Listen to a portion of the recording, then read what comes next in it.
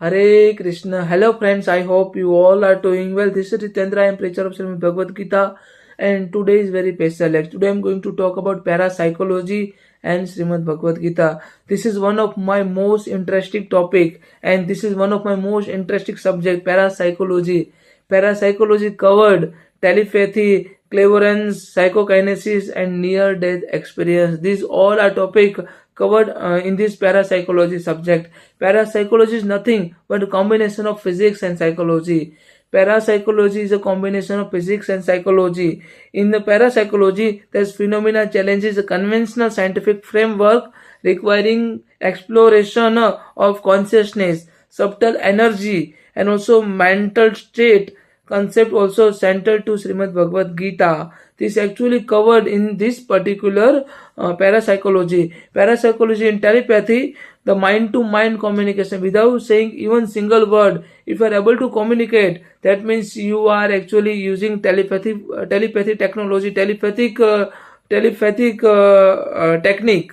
Clairvoyance means perception beyond the ordinary senses. If you are able to sense something which actually which is not visible, which is totally disappear, that is means clairvoyance. Psychokinesis means mind influencing the matter. The mind influencing the matter, near death experience, and also out of the body experience. This is actually one of the most interesting subject, one of the most interesting topic. I have already actually written the book in on the parapsychology. I have already covered near death experience and also out of the body experience. So I just want to show all of you about my books, parapsychology books.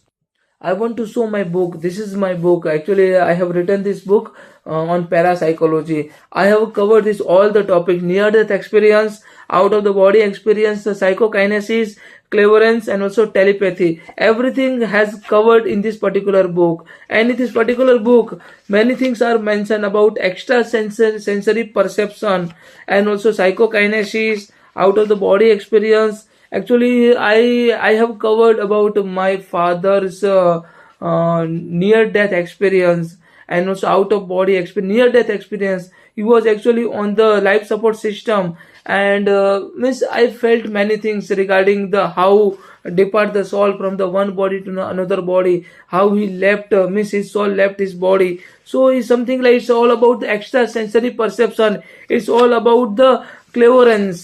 So these all things actually mentioned in this book. This is actually written by me. So Gita's perception, Srimad Bhagavad Gita's perception on the mind and also consciousness. Gita provides a profound insight into the nature of the mind, consciousness, also inner potential, the inner potential, who we are and what kind of duty we all have to follow. This is why Madhusudan clearly stated, means if you feeling, means if you are able, means if you are feeling that you are not able to do anything, then what you have to do? You just have to remember one thing. Just leave everything, means leave everything, whether good or bad. Just surrender unto me. This is what Madhusudan clearly stated, verse number 66, chapter number 18. Here Krishna clearly stated, Sarva dharman paritejate mame ekam saranam vajraha aham tam sarva papebhyo mokshasami ma suchaha. Here Krishna clearly stated, abandon all the religious activities and just surrender unto me. I shall deliver you salvation and make you free from your all kind of sinful activities. So Parth, you don't have to develop any kind of fear. Just surrender unto me, and then rest of the things leave upon me, because I shall deliver you salvation and make you free from your all kind of sinful activities, Parth. So don't develop the fear, because if you are ever develop the fear, then what will you gain? You will surely gain all kind of inabilities. So just surrender unto me and leave everything upon me, because I am the supreme doer of all things. You are not doer of anything. This is what Madhusudana clearly stated in Srimad Bhagavad Gita. Gita talked about control of the mind, yoga, and also meditation. Krishna teaches Arjuna that mastery over the mind is essential. Lord Krishna clearly stated, Bandhura Atmana Manatasya Nena Atmana Jitaha Jitatmane Satru Vartameva Satru Vartaha.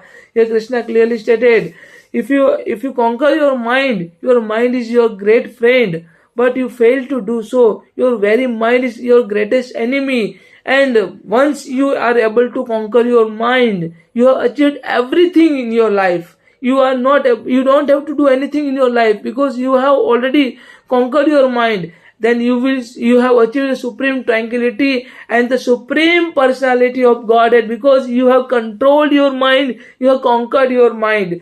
And what you have to do? Tasmada indriyani yadu niyamya bharat varsah Papa Prajayena Jnana Vijnananasanam. In order to conquer our mind, what we have to do? We just have to control. We have to regulate our senses by our sensory organs. Our 5 sensory organs are there: our eyes, our nose, our tongue, means our mouth, our ear, and also our hand. Our 5 sensory organs, what we have to see, what we have to speak, what we have to sniff, what we have to hear, and what we have to touch. If we regulate the 5 senses by 5 sensory organs, then we can easily conquer our mind. Because everything, because eyes are there, then I will surely see, and nose are there, then nose will definitely sniff it, and the mouth is there, then mouth will speak. But what we have to speak, what we have to see, what we have to sniff, what we have to hear, and what we have to touch, it can only be a regulative process. We can only regulate, but we can't stop our eyes to see. We can't stop our ear to hear. We can't our mouth to speak. We can't stop our mouth to speak. We can't stop our nose to sniff. We can't stop our hand to touch. We can only regulate. So only and only 5 sensory organs we can regulate our senses. Then we can easily conquer our mind. And by conquering our mind, we can easily achieve many things: mental training and also expanded consciousness, Chatti Indriya. We can actually awaken our 6 senses, subtle bodies and also pranas. The Gita hints the subtle energies, prana, and also distinction between the physical body, stula sarira, and also subtle body, sukshma sarira. Sthul Sarir and Sukshma Sarir. And parapsychology often frame the psychic phenomena as interactions of the subtle consciousness with the physical world. Subtle consciousness with the physical world. Parapsychology talked about detachment and also higher awareness.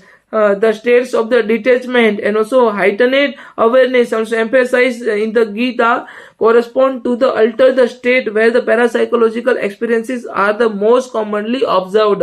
Parapsychological experience most commonly observed: meditation, focus, and also PSI phenomena. Gita promotes the dhyan, meditation, and mental disciplines. The modern parapsychology finds that practice like meditation enhance the intuition, sensitivity, and so even the instances of the telepathy or precognition. Instances of the telepathy or precognitions. Krishna emphasized the equanimity and also inner stillness. The equanimity of mind. Lord Krishna clearly stated, what is yoga? Yoga means equanimity of mind.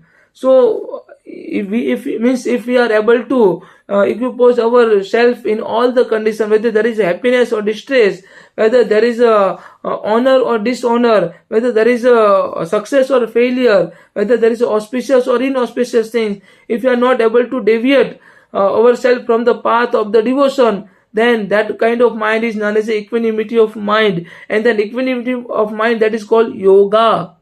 Yogastha kuru karmani sangam tyakta dhanajaya siddhya siddhyo samabhutva samatvam yoga uchyate. Samatvam yoga uchyate. This is what Madhusudana clearly stated.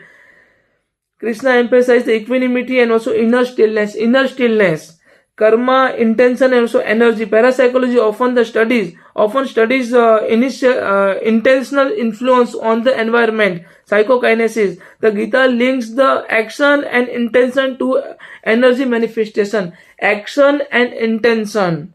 So if some action has taken, means Lord Krishna actually see the intention. Even the court, the judge actually asks about the intention. The intention means mensri. This is actually about mensri. What is your real intention? Whether you really want to harm someone, that was the reason actually you took action. Culpable homicide and murder. This is the major difference between culpable homicide and murder.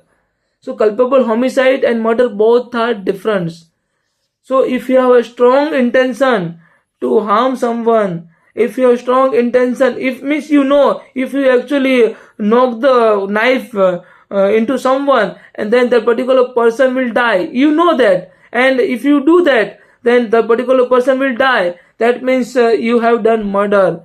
But if you push someone and you don't know about the consequences, that particular person suddenly died, then that means that was a culpable homicide. This is the major difference. The alignment of the inner intention with outer action. Inner intention with outer action resonate with the idea that a consciousness can influence the matter, that consciousness can influence the matter, the transcendences and also out of the body experience, the transcendences and also out of the body experience.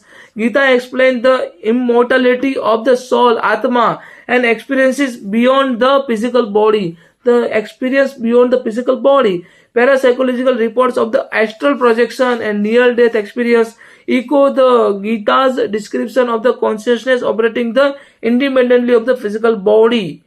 Ethical and philosophical guidance. Gita emphasized the disciplined pursuit of the knowledge and also ethical action. Similarly, parapsychology emphasized the rigorous experimentation and ethical responsibility in exploring the human potential. Both frameworks caution against the ego-driven misuse of the subtle abilities, highlighting the spiritual maturity as a prerequisite. The Bhagavad Gita provides a philosophical and practical framework for understanding the consciousness, mental mastery, and subtle energies, all of which are central to parapsychology. While parapsychological explore these phenomena empirically, the Gitas offer a guide to cultivating the inner state where such abilities may naturally manifest, emphasizing the self-discipline, detachment and also awareness. This is all about parapsychology and Srimad Bhagavad Gita. This is the comparative study. This is actually on the basis of this book. Actually, I came to know many things, because this means after doing many research, reading many research paper and publishing many research paper, I have written this book. And I would consider these all things. Parapsychology is directly connected, directly related with Srimad Bhagavad Gita, because out of the body experience, near death experience, and psychokinesis, clairvoyance, and also telepathy, these all things actually directly connected with the Srimad Bhagavad Gita, about the subtle body, non-subtle body, about the stool body, stool sarira, and also sukshma sarira. Stula Sarira and Sukshma Sarira mentioned in Srimad Bhagavad Gita. So this actually, this all the topics actually related with parapsychology as well. I hope you all can understand. If you have any questions, any doubt, then please kindly put a comment. Thank you so much. Hare Krishna, Jai Shri Radhe.